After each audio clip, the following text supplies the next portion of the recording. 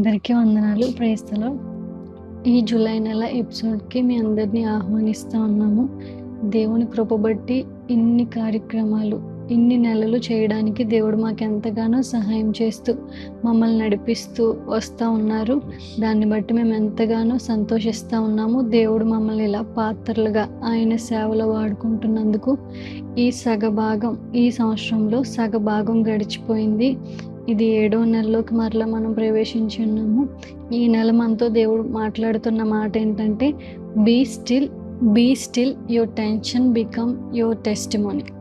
దేవుడు చెప్తున్న మాట ఏంటంటే, నువ్వు ఊరికే నిల్చుండు, ఎందుకంటే నీ టెన్షన్స్ అన్నీ ఒక సాక్ష్యంగా, ఒక గొప్ప సాక్ష్యంగా దేవుడు మార్చబోతున్నానని చెప్తున్నాడు. వాక్యంలో నుండి చూద్దాము కొద్ది మాటలు. నిర్గమాకాండము 14వ అధ్యాయం 13వ వచనం నుంచి చదువుకుందాం.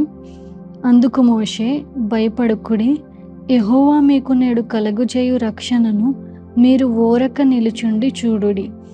మీరు నేడు చూచిన ఐగుప్తీయులను ఇక మీదట మరి అన్నడూ చూడరు. యెహోవా మీ పక్షమున యుద్ధము చేయును, మీరు ఊరకనే ఉండవలెనని ప్రజలతో చెప్పాను. ఇక్కడ ఈ 2 మాటలు చెప్తున్న సందర్భం ఏంటంటే, మనందరికీ తెలిసిందే. అక్కడ ముందు ఎర్ర సముద్రం ఉంది, వెనకాలేమో శత్రు సైన్యము, ఫరో సైన్యం అంతా నిలిచి ఉంది, చుట్టూ అరణ్యం, వీళ్ళ గుండెల్లో టెన్షన్. ఇలాంటి ఒక భయంకరమైన టెన్షన్ పరిస్థితిలో ఇక్కడ చెప్తున్న మాట ఏంటో తెలుసా? మీరు ఊరకనే ఉండండి, దేవుడు చేయబోయే అద్భుతం మీ కళ్ళారా చూస్తారు. మీరు ఏం చేయొద్దు కానీ ఊరకనే నిలుచుండండి. బీ స్టిల్ అని దేవుడు చెప్తూ ఉన్నాడు. ఇక్కడ పరిస్థితిలో చెప్తూ ఉన్నప్పుడు చాలా సాఫీగా సాగిపోవట్లేదు, ఆనందంగానూ లేరు, లేకపోతే అన్నీ బాగుండి వీళ్ళు చాలా హ్యాపీగా వాళ్ళ కుటుంబాలతో ఉండి, అలాంటి పరిస్థితిలో బీ స్టిల్, ఊరకనే నిల్చుండని చెప్పట్లేదు కానీ దేవుడు, టెన్షన్ పడకండి అని చెప్పట్లేదు కానీ ఎలాంటి పరిస్థితుల్లో చెప్తున్నాడంటే, వాళ్ళు ప్రాణాలు పోయేలాంటి పరిస్థితి. వాళ్ళు పరిస్థితులన్నీ వాళ్ళు చేయి విడిచి దాటిపోయిన పరిస్థితి, వాళ్ళు చేయి దాటిపోయిన పరిస్థితుల్లో, వాళ్ళు అనుకున్నవన్నీ ఇంకా జరగవులే అన్న పరిస్థితుల్లో, ఇంకా మమ్మల్ని రక్షించేది ఎవరు లేరు, ఈ రోజుతో మా పని అయిపోయింది, ఈ రోజుతో ఇంకా ఓడిపోయాను అన్న పరిస్థితిలో వాళ్ళతో చెప్తున్న మాట ఏంటో తెలుసా? Be still. ఈరోజు నువ్వు కూడా ఇలాంటి పరిస్థితుల్లోనే ఉండొచ్చు. నీ చుట్టూ భయం, గందరగోళం, శత్రువులై ఉండొచ్చు. ఎర్ర సముద్రమే రాకపోవచ్చు కానీ ఎర్ర సముద్రం లాంటి పరిస్థితులు నిన్ను చాలా వేధిస్తూ టెన్షన్ గుండా నడిపిస్తూ ఉండొచ్చు. చాలా స్ట్రెస్ అయిపోతూ ఉండొచ్చు. నీకు నిద్ర పట్టకపోవచ్చు. ఒక సమస్య తర్వాత ఒక సమస్య, ఓన్లీ ఒక సమస్య అయిందని చెప్పి హ్యాపీగా ఉండడానికి లేకుండా ఒకటి తర్వాత ఒకటి వచ్చేస్తున్నాయని మనసు కూడా గందరగోళంలోకి వెళ్ళిపోయి, ఇంకేంటి నాకే ఇలా జరగాల, నేను బాగానే ప్రార్థన చేస్తున్నాను కదా, దేవుని మాట వింటున్నాను కదా, ఎందుకు మాకే ఈ సమస్యలు రావాలి, మాకే ఇలా జరగాలి అన్న పరిస్థితుల్లో నువ్వు ఉన్నట్లయితే దేవుడు నీతోనే చెప్తున్నాడు ఏంటో తెలుసా? ఊరకనే నిలుచుండు, నీ టెన్షన్ నేను ఒక గొప్ప సాక్ష్యంగా మార్చబోతున్నాను. బీ స్టిల్ అని చెప్తా ఉన్నాడు. ఇక్కడ వీళ్ళు కూడా అలాగే చేశారండి, ఊరకనే నిల్చున్నారు. అప్పటి వరకు చాలా సనిగారు అనమాట. మోషేని తిట్టారు, చాలా మాటలు అన్నారు. ఎప్పుడైతే మోషే ఈ మాట చెప్పాడో ఊరకనే నిల్చుండని చాలా నిశ్శబ్దం అయిపోయారు.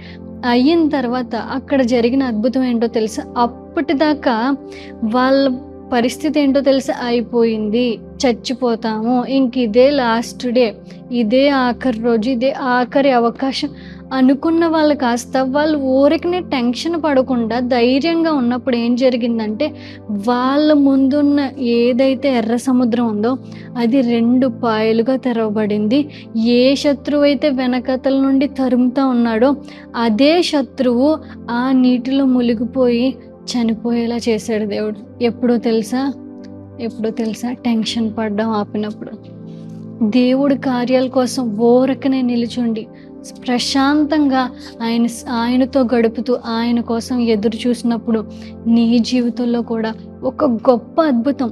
ఇది ఇప్పటికీ ఒక గొప్ప అద్భుతమే, చరిత్రలోనే ఒక గొప్ప అద్భుతం.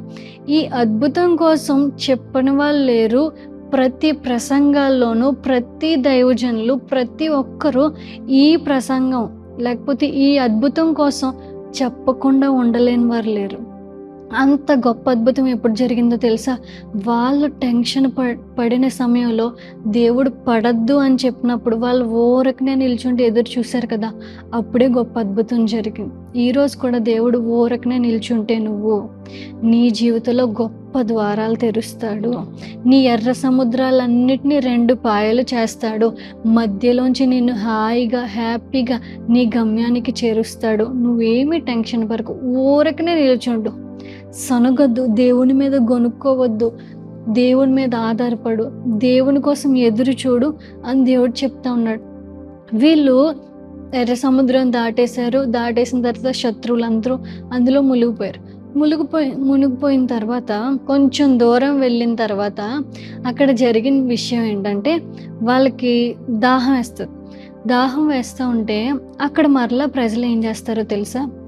వాళ్ళని ఐగుప్తు దేశం నుండి 420 సంవత్సరాల తర్వాత విడిపించి రప్పించిన దేవుడు 10 తెగుళ్ళ ద్వారా, తర్వాత వాళ్ళకి ఎర్ర సముద్రం ఎదురైతే, వెనకతల శత్రువులు ఎదురైతే వారన్నిటి నుండి వాళ్ళ నుండి ఎదర సముద్రం నుండి విడిపించి వీళ్ళని నడిపిస్తున్న దేవునికి మొర్ర పెట్టకుండా ఏమంటారో తెలుసా? సనగడం ప్రారంభిస్తారు.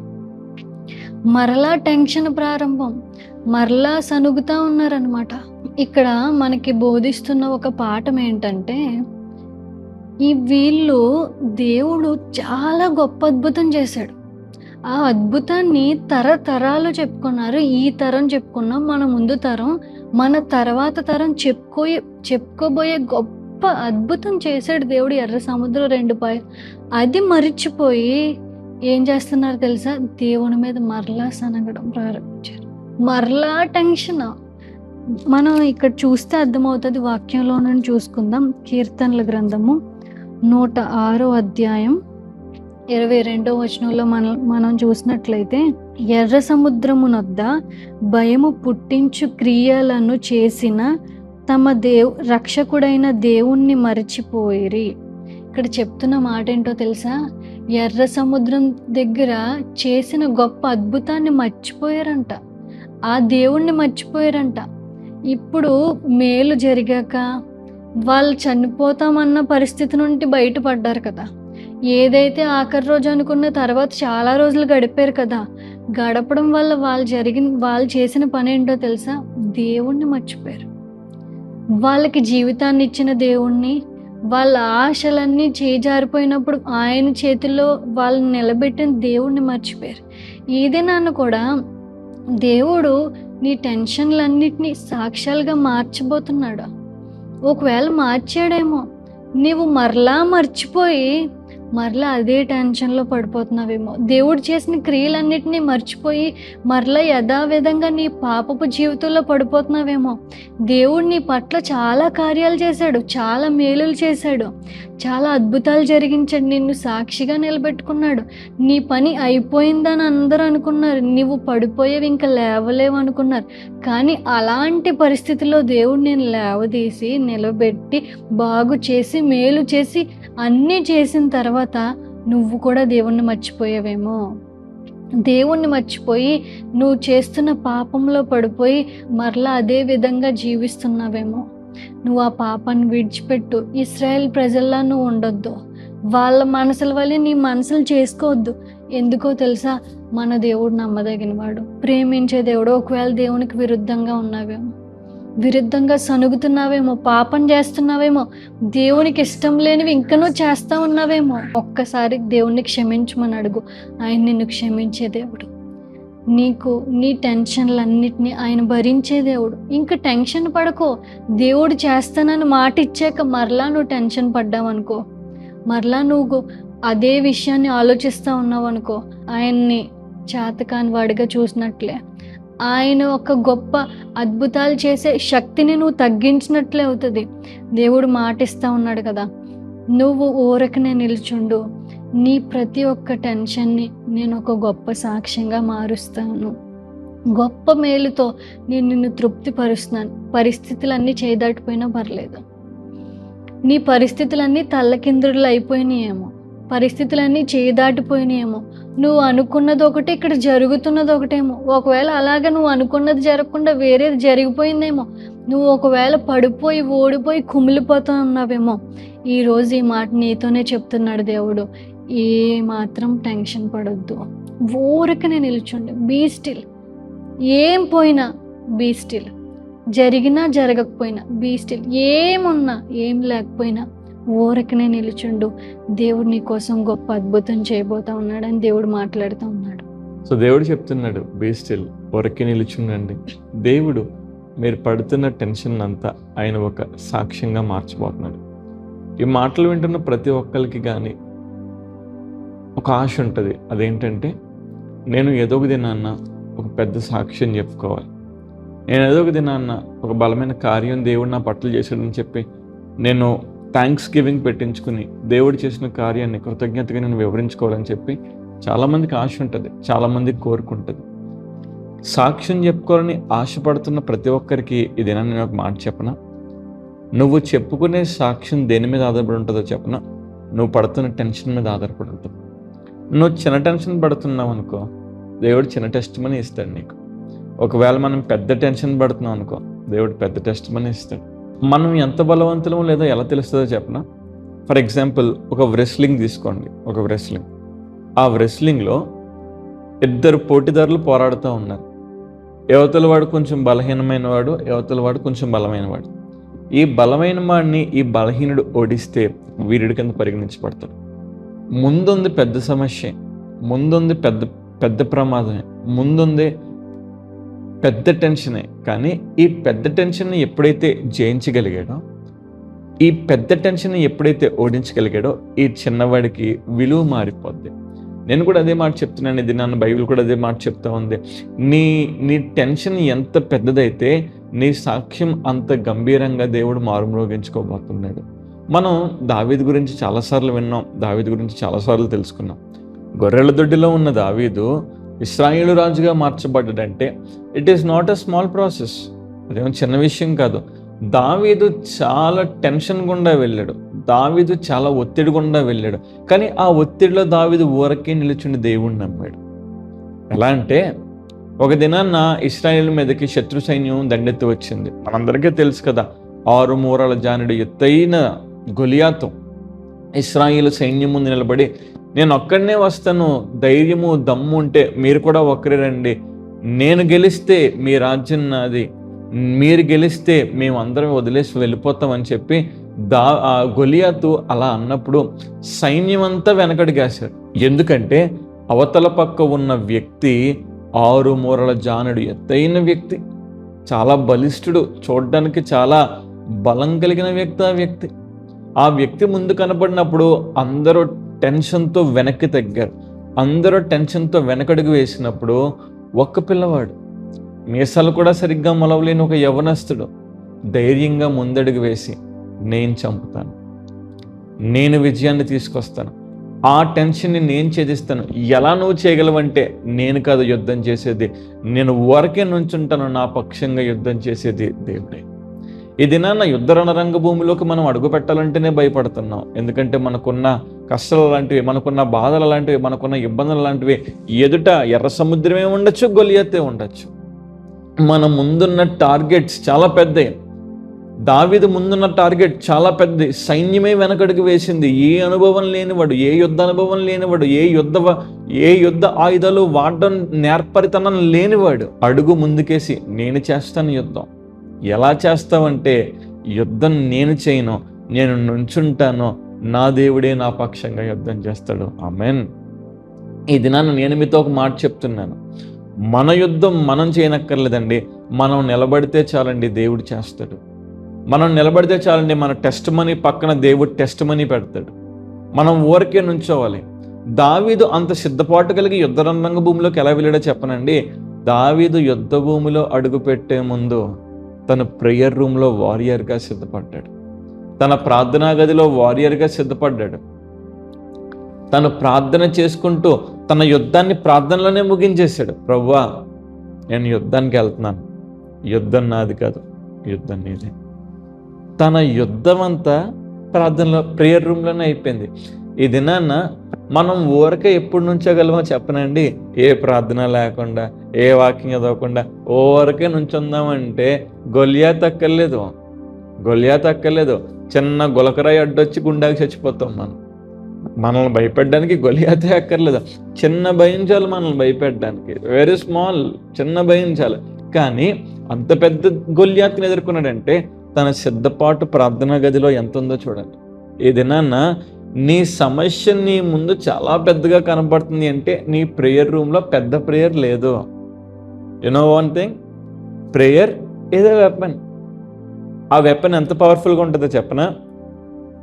Less prayer, less power. No prayer, no power. More prayer, more power. నువ్వు ఎంత ప్రార్థన చేస్తావో నీ ఆయుధానికి నువ్వు అంత సానుబెట్టినట్టే. నువ్వు ఎంత ప్రార్థన చేస్తావో నీ యుద్ధ భూమిలో నువ్వు నిలబడి అంత విజయ పతాకాన్ని నీ చేతిలోకి రాకపోయినా నీ ప్రార్థన నీకు తెచ్చేస్తుందన్న నమ్మకం ఉంటే ఊరకే నుంచుంటాం. మనం ప్రార్థన గదిలో సిద్ధపాటు లేదు, ప్రార్థన గదిలో ప్రార్థన చేసుకునే అనుభవం లేదు, సహవాస ప్రార్థనలో సంఘంతో కలిసి ప్రార్థన చేసే అనుభవం లేదు. ఆ అనుభవ ప్రార్థన ఉంటేనే, మోకాళ్ళ అనుభవం ఉంటేనే, దేవుని దగ్గర ప్రార్థన చేసే గుణలక్షణాలు ఉండగలిగితేనే ఊరకే నుంచోగలం. లేదులే ప్రార్థన లేదు, వాళ్ళు చేస్తారులే, మనం వెళ్ళిపోయి ఊరకే నుంచుందామంటే కార్యాలు జరగవు. కార్యం జరగాలి అన్నా టెస్ట్ మనీగా మార్చబడాలి అన్నా గుర్తుపెట్టుకోండి, మన ప్రేయర్ రూమే మన బ్యాటిల్ ఫీల్డ్. అక్కడే మన యుద్ధాలు ముగిసిపోవాలి. అక్కడే దేవుని దగ్గర నుంచి ఒక జవాబు తెచ్చుకుని వచ్చేది. దావీదు ఎంత దేవుని దగ్గర నుంచి జవాబు రాకపోతే, దేవుడు ఎంత అతనికి తోడు ఉండకపోతే, ఆ విశ్వాసం దావీదుకి ఎంత ఉండకపోతే, సైన్యం వెనకడుగు వేస్తే దావీదు ముందడుగు వేశాడు. పాపులారిటీ కోసం వేసిన అడుగు కాదే ఇది. పాపులారిటీ కోసం వెళ్ళింది కాదే. పాపులారిటీ కోసం అని చెప్పి వెళ్తే ప్రాణాలే పోతాయి. కానీ దావీదు దేవుణ్ణే శిరస్త్రాణంగా చేసుకుని వెళ్ళాడు. ఎలా వెళ్ళాడో తన ప్రార్థనా గదిలోనే సిద్ధపడిపోతాడు. సౌలు మహారాజు తన యొక్క ఆయుధ సంబంధించిన వస్త్రాలన్నీ తెచ్చి దావీదుకి వేస్తే దావీదు అంటాడు, అయ్యా నాకు ఇది వాడుక లేదు, నాకు ఇది అలవాటు లేదు, నేను ఇవన్నీ వేసుకుని, మరి బాబు యుద్ధం చేయాలంటే ఇవన్నీ వేసుకోవాలంటే, అయ్యా నా యుద్ధం ఆల్రెడీ అయిపోయింది, నా బ్యాటిల్ ఆల్రెడీ అయిపోయింది. ఎక్కడ అయిపోయింది? నా ప్రేయర్ రూమ్లోనే అయిపోయింది. ఇప్పుడు నేను అక్కడికి వెళ్ళి నుంచిట్టు చాలు, దేవుడు నాకు విజయాన్ని ఇస్తాడు.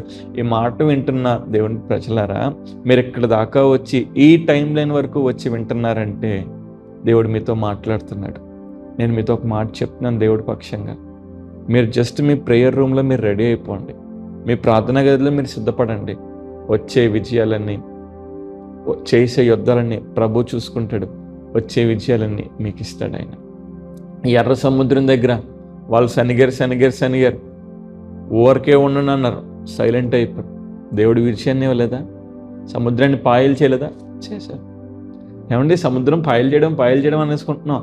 ఇదంత సింపులా అండి? ఇదంత సింపులా? ఒక సముద్రాన్ని విడగొట్టడం, దాన్ని మైదానంగా చేయడం అంత సింపులా? దేవుడు తలుచుకుంటే సింపులే. సముద్రం మనకు పెద్దదిగా ఉండొచ్చు, మనం ఆరాధిస్తున్న దేవుడు, మనం ప్రార్థన చేస్తున్న దేవుడు సముద్రం కంటే పెద్దవాడు. ముందు గొలియాతు పెద్దగానే కనపడచ్చండి. మనం ఆరాధిస్తున్న దేవుడు మన వెనక గొలియాతు కంటే పెద్దవాడిగా నిలబడి మనకు విజయాన్ని ఇస్తాడు. వన్ అండ్ ఓన్లీ టిప్ అండి, ఊరకే నుంచోవాలంటే ప్రేయర్ రూమ్లో ఊరికే ఉండకూడదు. గుండెలు చింపుకుని దేవుని సన్నిధిలో ప్రార్థన చేస్తే అప్పుడు మన సమస్య దగ్గర మనం ఊరకే నుంచోగలం అండి. ఊరకే నుంచోగలం. ప్రార్థన లేకుండా, నడిపింపు లేకుండా, సహవాసం లేకుండా ఊరకే వెళ్ళి నుంచుందామంటే పనులు అవ్వవు. ఇలా చేయండి పని అయిపోద్ది, అలా చేయండి ప్రార్థన చేయండి మీ పని అయిపోద్ది. ప్రార్థన ఒక్కటే, ప్రేయర్ అంతే. ప్రార్థన చేయండి, మీ యుద్ధాలను దేవుడికి అప్పగించండి, దేవుడు చేసే కార్యాల కోసం ఎదురు చూడండి. టెస్టిమనీ వచ్చిన తర్వాత టెస్టిమనీ ఇచ్చిన దేవుణ్ణి పక్కన పెట్టద్దు. ఇశ్రాయేలు ప్రజలు దేవుణ్ణి మర్చిపోయారు, అందుకే వాళ్ళ చరిత్రలో మిగిలిపోయారు. విజయాన్ని ఇచ్చిన దేవుణ్ణి మర్చిపోలేని దావీదు చరిత్ర సృష్టించాడు. అప్పటి వరకు దేవుడు, నేను అబ్రహాము దేవుణ్ణి, ఇస్సాకు దేవుణ్ణి, యాకోబు దేవుణ్ణి అని దావీదుకు ముందు వరకు చెప్పుకున్నాడు. దావీదు వచ్చిన తర్వాత నేను దావీదు దేవుణ్ణి. కొత్త నిబంధనలు యేసయ్య అంటాడు, దావీదు వంశం, దావీదు కుమారుణ్ణి నేను, ప్రకటన గ్రంథంలో అంటారు దావీదు తాళపు చెవులు అంటే అక్కడి నుంచి ఇక్కడి వరకు హిస్టరీలో అలా ఒక చరిత్ర సృష్టించగలిగాడంటే కారణం ఏంటో చెప్పిన తన ప్రేయర్. ఇది నాన్న గుర్తుపెట్టుకోండి, your prayer will make your హిస్టరీని సృష్టిస్తుంది. మిగిలిపోవడం కదా, మనం హిస్టరీని సృష్టించే వారిగా మనం మారుతాం. ప్రార్థన వదలగద్దు. ప్రార్థన అనే ఆయుధాన్ని పట్టుకుని దేవుని సన్నిధిలో ప్రార్థన చేసుకోండి. ఈ జూలై మాసం అంతా, జూలై టు డిసెంబర్ ప్రార్థనలో గడపండి. ప్రభు గొప్ప కార్యాలు మన జీవితంలో చేయబోతున్నాడు. అందరూ కళ్ళు మూసుకోండి, ప్రార్థన చేసుకుందాం. ప్రేమ నమ్మకంగల మా యేసయ్య మీకు వందనాలు తండ్రి. ఈ నెల మీరు మాతో మాట్లాడినందుకు మీకు స్తోత్రాలు ప్రభువా. ఊరికే ఉండమన్నాం, మేము ప్రార్థనా గదిలో ప్రార్థన చేస్తేనే మేము ఊరికే నుంచగలం. ఆ నడిపింపు మాకు దయచేయండి ప్రభువా. ఈ నెల ఈ మాటలు ఎవరైతే విన్నారో వారి జీవితాలను ఫలభరితంగా మీరు మార్చండి. ఈ నెల తాలూకా అయా ఆశీర్వాదాన్ని, ప్రార్థన నడిపింపును ప్రతి బిడ్డకి దయచేయండి. ఊరికే నుంచి అయ్యా నువ్వు చేసే కార్యం కోసం మేము ఎదురు చూడాలంటే మా ప్రేయర్ రూమ్లో మా బ్యాటిల్ అయిపోవాలి ప్రభు. మా ప్రార్థనా గదిలోనే యుద్ధాలను ముగించే వారి గురించి మీకు కృప చూపించండి. నువ్వు చేసే కార్యాల కోసం ఎదురు చూస్తూ ఉన్నాం తండ్రి. నువ్వు నడిపించండి, నువ్వు కృప చూపించండి. జూలై నుంచి అయ్యా మరింత కృపలో మీరు మమ్మల్ని నడిపించి బలపరచమని యేసయ్య అతి పరిశుద్ధ నామంలో అడిగి వేడుకుని ఈ నెల మీ చేతులకు సమర్పిస్తున్నాను మా పరమ తండ్రి. ఆమేన్. అందరికీ వందనాలండి. Praise lord. ప్రభు చిత్తంలో మరల నెల కలుసుకుందాం. అందరికీ వందనాలు.